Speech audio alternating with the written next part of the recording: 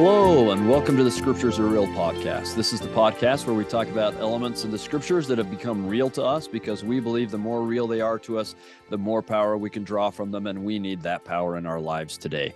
I'm your host, Kerry, and I'm so grateful to have with me my good friend and former student, RaeLynn Tessier. Am I saying that right now? I can't remember. Yes, yeah, you're right. I was about to say RaeLynn Rogers. That was her name when she was first my student, but it's not been that name for a while. RaeLynn was a student of mine the very first semester I taught in the Jerusalem Center. She was there on the nursing program that was a fantastic program and worked with me in a small committee that helped with the field trips and just became very close with my family. So since then, we've stayed in touch and we've done things here in Provo.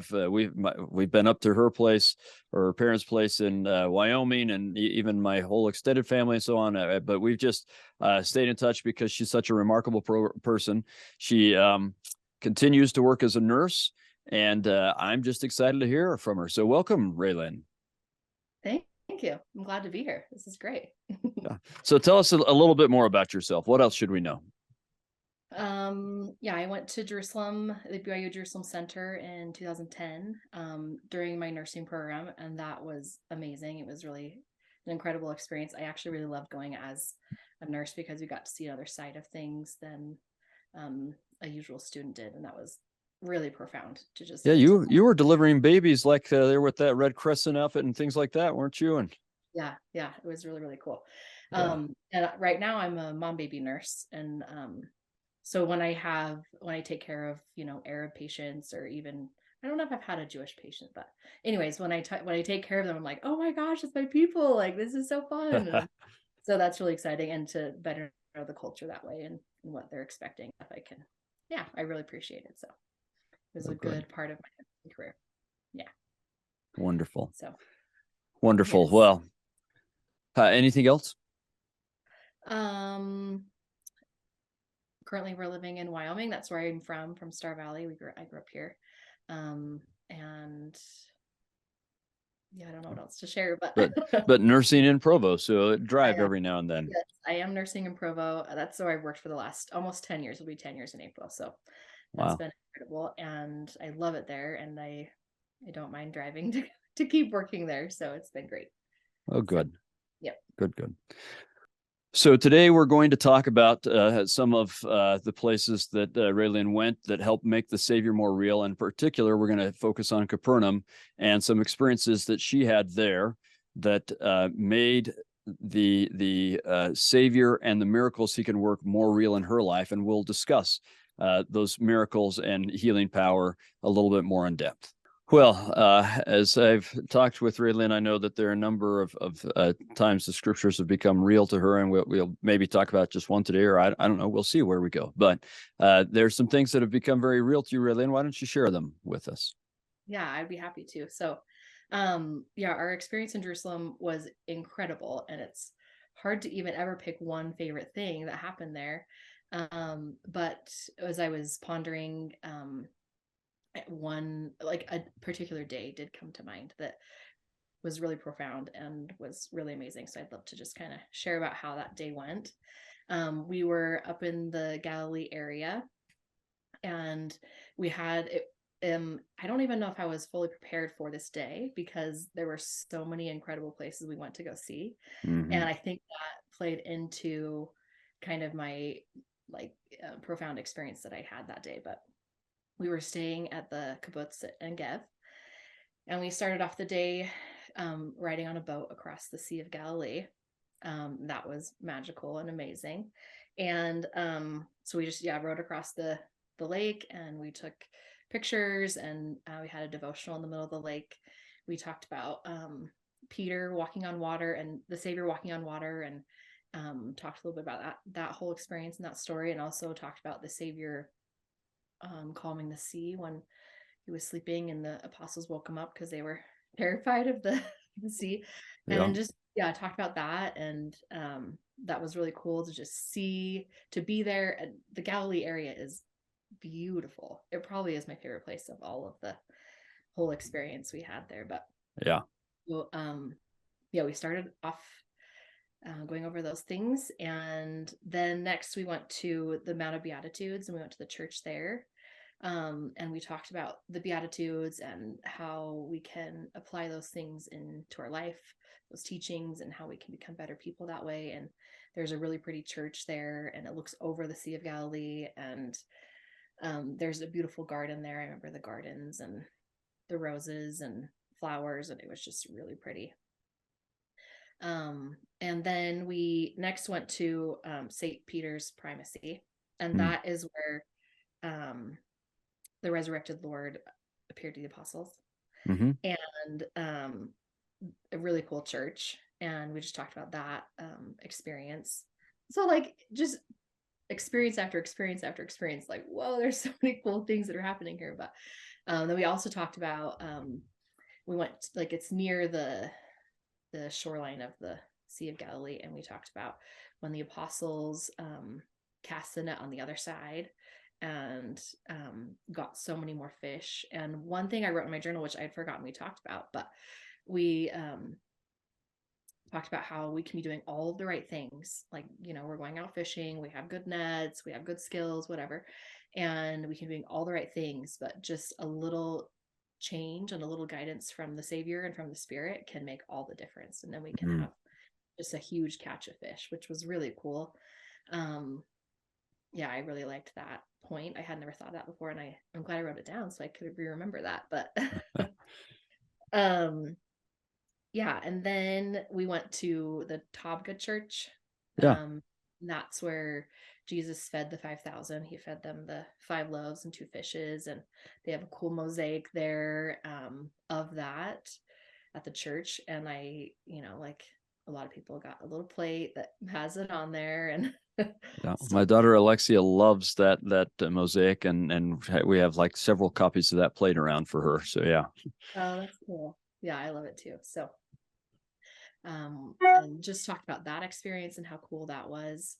And then we went to Capernaum, and this was like the climax. So I think I wasn't ready for the day because there was just so many miracles from the Savior's life that I was like, whoa, this is incredible. But we Yeah. go to Capernaum, and Capernaum is just a really special place, and there's a special spirit there. And I wasn't anticipating that necessarily, because I don't think I fully understood. When you go to Jerusalem and you see the sights, things become so much more real because you're just, I don't know, you're seeing things that the Savior would have seen, Yeah. and you're in the places, and it's kind of like, okay, well, there's this cool story here and there's this cool story here. But when you're actually in the place, it's like, oh, there's these 10 cool stories here, and you're like, whoa, like that's incredible. So that was my experience there. So at Capernaum, the Savior, he did a lot of miracles. I wrote down a few of them, but he cast out an unclean spirit. He healed Peter's mother-in-law. He healed the nobleman's son and the Roman centurion servant, and he raised Jairus's daughter from the dead. And that's the story with the woman with the issue of blood that touched the Savior's garment and was healed. And Yeah. that's one of my favorite stories in all of the scriptures. And he also taught in the synagogue there, and just he did a lot there. And so Yes. I just remember sitting there, yeah, um, hearing about all these things. We were reading about them and having like little devotionals with you and Brother Judd. And I just remember, and plus all those other miracles that had happened. And I just remember thinking, like, it would have been so incredible to have been here during that time.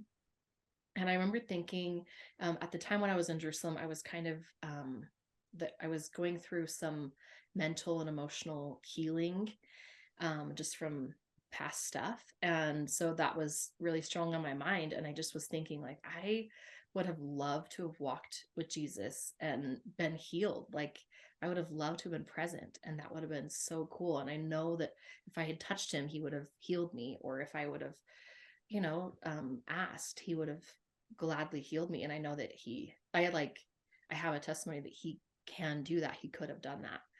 And kind of reflecting, like, well, I wish I would have been there. And then I just had this profound inspiration from the Spirit and lesson from the Spirit, just that I don't have to have been there at that time. Like, he still is a healing Savior today. And he still is healing me. He can heal me, and he is healing me, and he will continue to heal me and help me every day, especially when I'm asking and seeking and needing that. And so it was just a really cool experience that, yeah, I didn't have to be there at that time because he's a living Savior today. And so I can still have those same miracles in my life. And it was so profound and moving and touching. And I still remember my feelings from, 13 years ago, then, now. And it was just really incredible. So that was That's experience. Yeah. Yeah, that's wonderful, and touches on a subject I think is worth spending a moment on, and especially with a nurse who is a healer. I've been thinking about this quite a bit lately, especially where we have. I think there's always been pain in the world, but it just seems like there's more pain now than ever, and there's more anxiety, more depression, and COVID kind of spiked that, and there's just all sorts of stuff going on, and there's certainly always been pain. And as I've been talking with different people about their testimony of Christ, and I think a lot of people have a testimony of Christ as their Redeemer, someone who will save them from sin and death. Although I also find actually a number of youth, if I ask them what it means to have a testimony of Christ as their Redeemer, they don't know. They say, well, he's my best friend. And so we need to do better at teaching young people what it means to be redeemed. I mean, I'm glad he's the Savior is their friend, but they need to know what it means to be redeemed.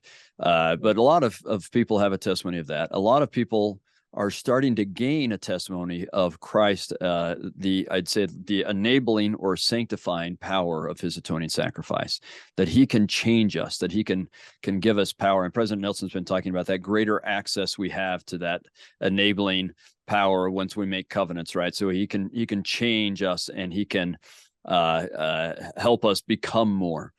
But we don't very often talk about the Savior as a healer, and have a testimony of the Savior as someone who arises with healing in his wings, which has become one of my favorite phrases.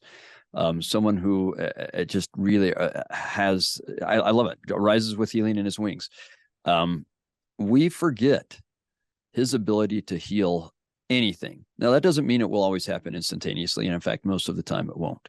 And I know that I've been praying for people that I love to have faster healing than is happening, but I still see healing, right? And I'll also say that in my ward, I've been moved so strongly sometimes as I look at the congregation to just pray for their healing. And that can be spiritual healing, and that touches on redemption. That can be emotional healing. In some ways, that touches on enabling and so on. But the ability to be made whole, to have everything set right and made whole and healed by Christ, is something we should be profoundly grateful for. And as President Nelson has said, we should be seeking for and expecting miracles. And so when I think of what you said, at the City of Miracles, sometimes we call Capernaum, it's what a fantastic place to receive that message. And then thank you, RaeLynn, for being willing to then share that message with others like you are right now, that you didn't have to be there with the Savior or with Jesus at the time he was walking there in his mortal ministry to experience his healing miracles. And you don't even have to be there today, although it's nice to be there today. But you can be in Wyoming or Provo or Bangladesh or Cochabamba or wherever you want to be, and his healing miracle can still and will still take place in your life in his own timing and in his own way, but it will take place. So I think that's powerful. Sorry, I didn't mean to kind of take over that conversation for a minute, but you just touched on something that's really powerful to me. So thank you. No, that's perfect. Yeah, I think that this, like, the side of the atonement that we all need to learn about, and I've been trying to learn about, is not only that he forgives us for our sins, but that same thing, that through his atonement, we can be healed, and through his atonement, we can access his grace, and we can become better than we could ever be by ourselves. And that there's even more aspects of the atonement I don't understand. Yeah. Something that I've been trying to learn and focus on and apply into my life. So yeah. And really literally thank God for that gift from his son, that he is a healer. Yeah, exactly. And also we're grateful for nurses who are also healers. So thank you for that. Well, we do our best, but it is also helpful that the Savior's there to help all the other parts of it too. So yeah. And Capernaum really is a special place, and partially because you do get to think of the miracle worker, Jesus, and be reminded that miracles are still real today. So exactly. Yeah. In my journal, I wrote down that it's a healing city, and yeah, I think that's true, but I'm grateful that the Savior healed so many there so we could learn from that. And that I'm truly grateful that he continues to heal us today, because we need it. Like you said, there's so much suffering and pain and heartache and so many things we all need help and healing from. So it's great that we can access that. And it wasn't just during that time when he was walking here. It extends beyond that, before and after and forever. So well said. So now you've reminded me of another story that maybe I'll share. So we can take that from, I love that phrase, a healing city. I'm going to use that. We're going to quote from your journal the next time I'm there, but it's a healing city. But that reminded me of a story. So we're now going to get this like third hand or fourth hand or so on. But it's a story my wife told me that she heard from a person who had moved into a ward, and moved there because she hadn't wanted to move there. There was some tough stuff going on in her life, and she'd moved in and was a little nervous to be meeting new people because of the difficult circumstances that had precipitated her move, and then just felt just so welcome. I think it was in Relief Society that she was having this experience and feeling so welcome, and noticed that people were talking about things in their lives in a more vulnerable and open way than we often see. And she was kind of talking to the person she was sitting next to and getting to know her, and remarked something on that. And this woman said something to the effect of, well, we're a healing ward. And, I'm not saying that we need to all go and say all of the hardest things that ever happened to us every meeting that we go to, but there is something to being among a group that aren't going to think ill of us because we have difficult things to go through, and that are going to welcome us for who we are and help us heal. And so I hope that not only will Capernaum be the healing city, but every ward is a healing ward, and each one of us can do at least our part to make our ward a healing ward, and our home a healing home, and our lives a healing life. And that way, then we'll certainly, to go back to your Sermon on the Mount reference, we'll be holding up the light that is the Savior, and as we try and bring people to the Savior so that he can really heal them in ways that we can't. So, well, thank you, RaeLynn. So grateful for your willingness to share that with us. And I think that real stories from real people about the real scriptures are part of what helps us access the both redeeming, enabling, and healing power of Jesus Christ. So we can both testify that it's real. And thank you. You're welcome. Thank you.